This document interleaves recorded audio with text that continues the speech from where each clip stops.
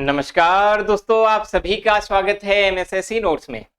तो दोस्तों आज हम लोग पढ़ेंगे शब्दों के बारे में, जिसमें रचना के आधार पर शब्द भेद जो होते हैं, जिनको हम जानते हैं रूढ़, यौगिक और योग रूढ़ के बारे में। यहां से क्वेश्चन आपके एग्जाम में पूछता ही पूछता है, तो कंफ्यूजन आज इस वीडियो में दूर हो जाएगी। केवल छोटा सा 10 मिनट का वीडियो होगा, थ्योरी और एमसीक्यूज दोनों पढ़ा के समझा दूंगा, क्लियर हो जाएगा डाउट। आज के बाद कभी जिंदगी में नहीं भूलोगे। तो वीडियो पसंद आएगा लाइक जरूर करना। और हाँ, सभी लोग कमेंट नहीं करते हो, वीडियो देख लेते हो, अच्छा लगता है तो कमेंट करके जाया करो यार। मुश्किल से 10 सेकंड लगेगा, मैं आप लोग के लिए 10 मिनट वीडियो बनाऊं, 10 सेकंड के लिए कमेंट जरूर किया करो कि कैसा लगा वीडियो। फीडबैक देना बहुत जरूरी है। तो देखिए यहां पर बात करेंगे शब्द ज्ञान की। भैया क्वेश्चन पूछता है कि शब्द ज्ञान कितने प्रकार का होता है या शब्द कितने प्रकार का होता है, तो हम लोग बताएंगे कि शब्द हमारा जो होता है वो 2 प्रकार का। कभी पूछ ले एग्जाम में शब्द कितने प्रकार के, 2। कौन कौन से? सार्थक और निरर्थक। उसके बाद सार्थक को हम कितने भागों में बांटते हैं? 3। किस आधार पे? रचना के आधार पर, उत्पत्ति के आधार पर और अर्थ के आधार पर। अब देखो रचना के आधार पर आज हम लोग पढ़ेंगे कि शब्द भेद क्या होते हैं। तो रचना के आधार पर शब्दों की जो प्रकार है वो 3 है। रूढ़ है, ठीक है, यहां पर देखेंगे क्या क्या मिलेगा। यहां पर हमें मिलेगा रूढ़, यहां पर मिलेगा यौगिक और योग रूढ़। ये 3 प्रकार के होते हैं, ठीक है। यौगिक के अंतर्गत ही उपसर्ग प्रत्यय समास आ जाता है, ठीक है। अब देखो, अब इन्हीं को हम लोग पढ़ते हैं। चलो देखो यहां पर पहला देखो क्या लिखा है, साफ साफ यहां पर साफ साफ लिखा है कि रचना के आधार पर शब्द 3 प्रकार से बांटा गया है।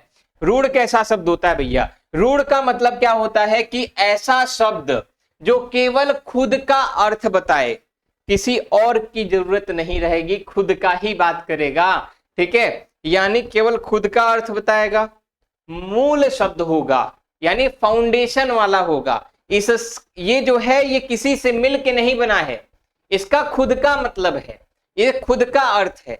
एक प्रकार से समझ लीजिए जैसे तारा होता है, स्टार है ना, स्टार को खुद की एनर्जी खुद से मिलती है, ठीक है। बाकी ग्रह जो होते हैं वो मिल के बनते हैं, हेल्प करते हैं एक दूसरे से, ठीक है। लेकिन यहाँ पर स्टार जैसी हालत है रूढ़ की। तो रूढ़ क्या है? एक मूल शब्द है। जैसे आम, आम क्या है? अब देखो आम है ना, तो आम का अपना मतलब है। अगर आम को तोड़ दें, आम को अलग कर दें, आ और म, तो इन दोनों का कोई मतलब निकला? कोई मतलब नहीं, कोई अर्थ नहीं निकलेगा, कोई शब्द नहीं बनेगा।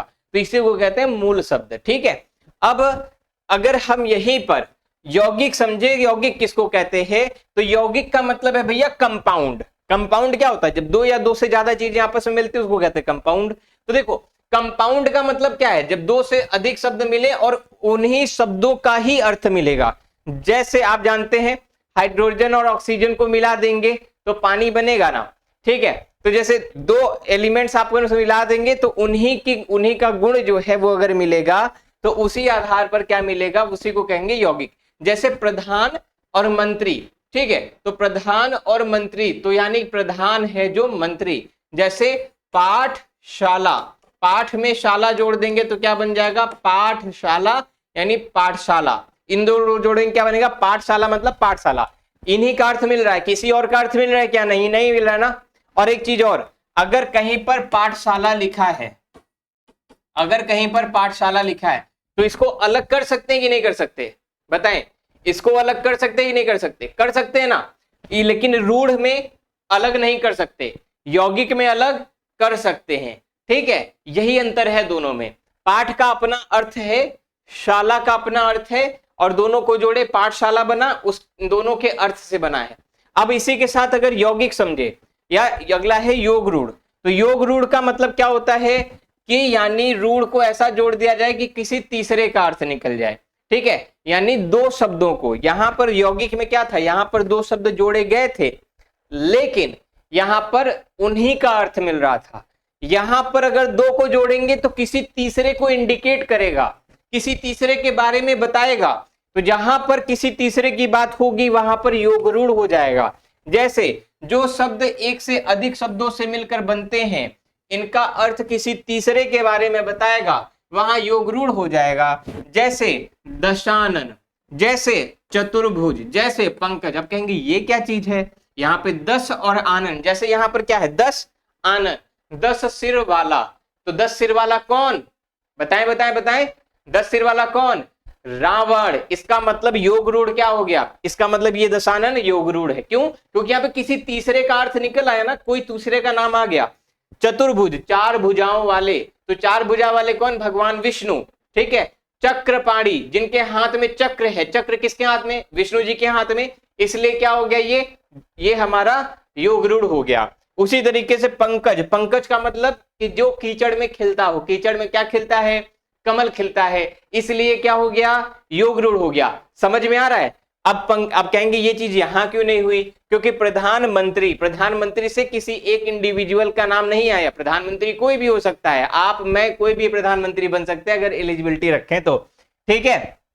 तो समझ में आया योग रूढ़ क्या है, यौगिक क्या है, रूढ़ क्या है। कुछ एग्जांपल्स देखो, जैसे मैं आपसे पूछूं तो बताओ नवरात्र में कौन सा, नवरात्र में क्या है? तो नवरात्र कैसा शब्द है? तो नवरात्रि, नवरात्रि यानी 9 रातों का समूह, ये कैसा शब्द हो गया? ये यौगिक हो गया, ठीक है। अब यहीं पर अगर मैं पूछूं आपसे लंबोदर, मैं आपसे पूछूं बताओ लंबोदर में क्या है? तो लंबा उदर है। तो लंबोदर किसको कहते हैं? थोड़ा सोचो, दिमाग लगाओ। लंबोदराय सकलाय, है ना? तो लंबोदर भगवान श्री गणेश को बोलते हैं, बोलते ही नहीं बोलते हैं, इसका मतलब किसी तीसरे का नाम याद आ रहा है, इसलिए क्या है? ये योग रूढ़ है। उसी तरीके से मैं बोलूं एक दंत, तो एक दंत भी इन्हीं को कहते हैं, गणेश जी को कहते हैं। समझ गए? तो क्लियर हो गई बात, क्लियर हो गई कि नहीं हो गई? चले अब एग्जाम्पल से समझ, देखो कितने कम समय में पूरा कॉन्सेप्ट क्लियर हो गया। तो जल्दी से कुछ उदाहरण देख लेते हैं फट्टे से कि किस टाइप के क्वेश्चंस आते हैं। देखो जैसे कभी कभी क्वेश्चन पूछ लेगा कि रचना के आधार पर शब्द कितने होते हैं, शब्द भेद, तो कितने बताएंगे? 3। कितने? 3 बताएंगे। कौन कौन से? रूढ़, यौगिक और योग रूढ़, ठीक है। कितने होंगे? 3 होंगे। अगला क्वेश्चन, इनमें से रूढ़ शब्द का उदाहरण कौन सा है? इनमें रूढ़ शब्द, यहाँ पर देखो आगमन लिखा है, पान लिखा है, रंगीला लिखा है, मनोहर। तो यहाँ पर आगमन में आ लगा हुआ है, जुड़ा है ना 2 चीज। मनोहर में मन और हर जुड़ा हुआ है, रंग और इला जुड़ा हुआ है, यानी प्रत्यय जुड़ा है। ये तीनों क्या हो गए? यहाँ पर यौगिक हो गए, लेकिन पान हमारा रूढ़ शब्द हो गया। अगला पॉइंट, कमल किस प्रकार का शब्द है भाई? कमल, तो कमल में कमल है, तो कमल को हम तोड़ेंगे तो कमल से कोई भी मतलब नहीं निकलेगा, तो इसलिए कमल को हम लोग बेसिक कहते हैं, रूढ़ शब्द। क्यों? जिसका खुद का अपना एक मूल मतलब है, कोई एक ऐसा शब्द जिसका खुद का अर्थ होगा, वे हमारा रूढ़ शब्द कहलाएगा, ठीक है। और अगला क्वेश्चन देखेंगे, यहां पर पूछ रहा है कि इनमें से कौन सा रूढ़ शब्द नहीं है? महान, पुरुष, स्त्री और महापुरुष। तो यहां पर बताएं, यहां पर महान का अपना अर्थ है अकेले का, यहां पुरुष का अपना अर्थ है अकेले का, स्त्री का अपना अर्थ है अकेले का, लेकिन महापुरुष में 2 शब्द है और दोनों का अर्थ निकल रहा है। महा का अलग अर्थ है, पुरुष का अलग अर्थ है, दोनों को जोड़ दिए यानी वह पुरुष कैसा हो गया? महान हो गया, महापुरुष हो गया। ये यौगिक शब्द है, ठीक है। अगला क्वेश्चन देखिएगा, इनमें से बताना है कि कौन सा शब्द यौगिक नहीं है। ये क्वेश्चन आपका होमवर्क है, इसका आप लोग कमेंट करके मुझे बताएं कि इनमें से कौन सा शब्द यौगिक नहीं है, और अगर यौगिक नहीं है तो साथ में यह भी बताइएगा कि वह कौन सा शब्द है।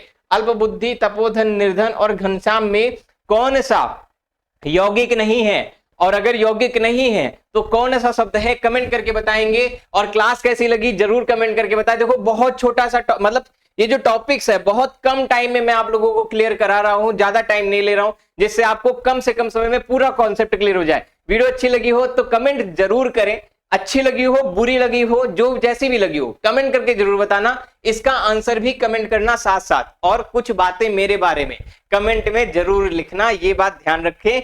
और भला कर दो अपने दोस्तों का भी, ठीक है, अपने दोस्तों को भी ये फैला दो कि यहां पर क्लासेस चल रही है हिंदी की। चैनल को सब्सक्राइब करेंगे, लाइक करेंगे और शेयर करें। धन्यवाद, नमस्कार, जय हिंद।